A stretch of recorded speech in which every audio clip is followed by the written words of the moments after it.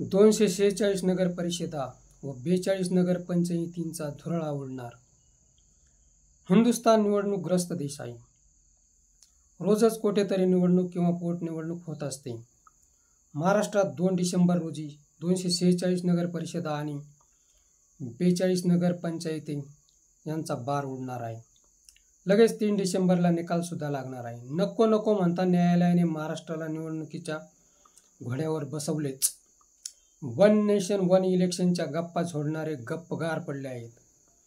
सर्वच निवडणुका एकत्र घेण्याच्या वल्गना करणारे मात्र जिल्हा परिषदा व महापालिकांना एकत्र घेण्यास घाबरले. मतदार याद्यांत महाघोळ असल्याचे रोजच समोर येते आहे.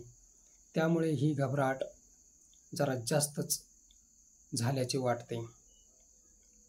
महाराष्ट्रातील अनेक लोकसभा व विधानसभांच्या निवडणुकीत घोळ झाल्याने कोर्टात प्रकरणे गेली आहेत.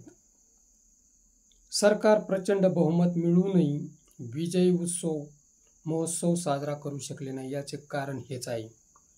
कोर्ट कधी कोणाला बाद करेल व घरी बसवेल हे सांगता येत नाही. अपात्रतेची टांगती तलवार डोक्यावर घेऊन दिवस ढकलणारे सरकार या निवडणुकांना सामोरे जात आहे. कोणाचा झेंडा फडकवेल व भगव्या झेंड्याला किती मान मिळेल ते आपण कमेंट बॉक्समध्ये सांगा व ॲक्शन मराठी चॅनलला सबस्क्राईब करा.